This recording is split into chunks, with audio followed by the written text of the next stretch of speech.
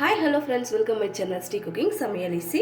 இன்னைக்கு நம்மளோட சேனல்ல ரொம்பவே சூப்பரா டக்குன்னு ரொம்ப டேஸ்டியா கமகமன் வாசனையோட தக்காளி சாதம் தான் எப்படி செய்யலாம்ன்றத வீடியோக்குள்ள பார்க்க போறோம்.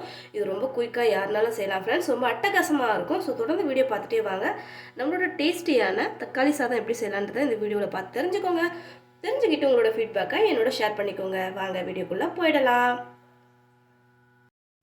ஃப்ரெண்ட்ஸ், இன்றைக்கி நான் பார்த்திங்கன்னா வீட்டில் நம்ம எப்போவே நார்மலாக சாப்பாடு செய்வீங்களா சாப்பாடு அரிசி இதுதான் 2 டம்ளர் ஊற வச்சுருக்கேன். இது சடன்லி நான் பிளான் பண்ணேன். சரி ஓகே, நம்ம ஈவினிங் ஒரு வீடியோ கவர் பண்ணலான்னு எனக்கு ஐடியாவே கிடையாது. ஸோ நைட்டுக்கு சுட சுட நல்லா குளிர் ஸ்டார்ட் ஆனோன்னு சுட சுட இதெல்லாம் சாப்பிட்ணும் போல் இருக்குன்ட்டு மாமாவும் குழந்தைங்களும் கேட்டாங்க. ஸோ அதனால் இன்றைக்கி தக்காளி சாதம் செய்யலான்ட்டு சரி வீட்டில் இருக்கிற அரிசி வச்சு ரொம்ப சூப்பராக டேஸ்டியாக தக்காளி சாதம் செய்யலான்ட்டு நான் ஆல்ரெடி செஞ்சுருக்கேன். டேஸ்ட் நல்லாயிருக்கும். வாங்க வீடியோக்குள்ளே போயிடலாம்.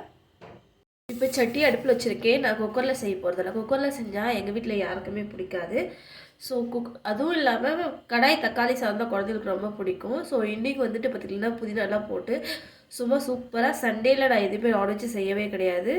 ஸோ அதனால் நல்லா காரசாரமாக ஒரு தக்காளி சாதம் செய்யலான்ட்டு இப்போது தேவையான அளவு எண்ணெய் சேர்த்துக்கோங்க. இப்போ இதெல்லாம் ஒரு ஸ்பூன் போட நல்லா சீரகம் போட்டுக்கோங்க. சீரகம் நல்லா பொரியட்டும். நல்லா பொரிஞ்சோடனே 3 பட்டை 2 லவங்கம் சேர்த்துக்கிறேன். இப்போ இதோட ஒரு பெரிய வெங்காயம் மாமா கட் பண்ணி தர சொன்னேன். அவங்க பார்த்திங்கன்னா ரொம்ப சின்ன சின்னதாக கட் பண்ணி கொடுத்துருக்காங்க. ஸோ நீள நீளமாக கட் பண்ணி போட்டாலும் ரொம்ப டேஸ்ட்டாக இருக்கும். ஒரு டைம் இதை நல்லா ஃப்ரை பண்ணிக்கோங்க. இதோட ஒரு 7 பச்சை மிளகாய் நீள நீளமாக கட் பண்ணி சேர்த்துக்கோங்க. அடுத்து இதோட ஒரு ஸ்பூன் இஞ்சி பூண்டு விழுது.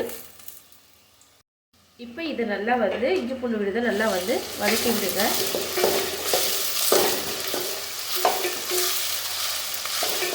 நம்மளுக்கு இஞ்சி பூண்டு விழுதோட பச்சை வாசனை எல்லாம் போன உடனே நம்ம அடுத்து தக்காளி சேர்க்க போகிறோம். இப்போ இதெல்லாம் நல்லா வதங்கினப்புறம் நான் 5 பழமண தக்காளி சின்ன சின்னதாக கட் பண்ணி சேர்த்துருக்கேன். அதை சேர்த்துக்கோங்க. இப்போ நல்லா தக்காளி சேர்த்துட்டு வதக்கி விடுங்க.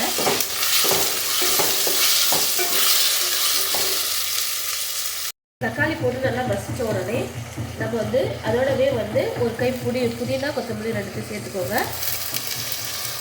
இப்போ இது எல்லாத்தையும் நல்லா வதக்கி கொடுங்க. நமக்கு தக்காளி நல்லா மையம் வதங்கணும். இப்போ எல்லாத்தையும் போட்ட அப்புறம் இப்போ தேவையான அளவு உப்பு சேர்த்துக்கலாம். நம்ம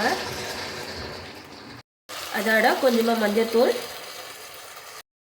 அதோட 2 ஸ்பூன் பார்த்திங்கன்னா தனி மிளகாய் தூள். ஏற்கனவே நம்ம பச்சை மிளகாய் ஆட் பண்ணியிருக்கோம். இது கொஞ்சம் கலரும் காஷ்மீர் ரெட் சில்லி பவுடர் கொஞ்சம் காரமும் கொடுக்கும்.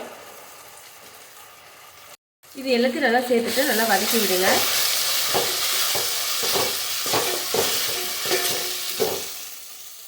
இப்போ எந்த டம்ளர் நம்ம அரிசி சேர்த்தோமோ அதே டம்ளரில் 4 டம்ளர் தண்ணி சேர்த்துக்கோங்க. இப்போ ஒரு தட்டு போட்டு நல்லா சலசலன்னு தண்ணி கொதிக்கட்டும். இப்போ தண்ணி பார்த்திங்கன்னா நல்லா சலசலன்னு கொதிக்குது.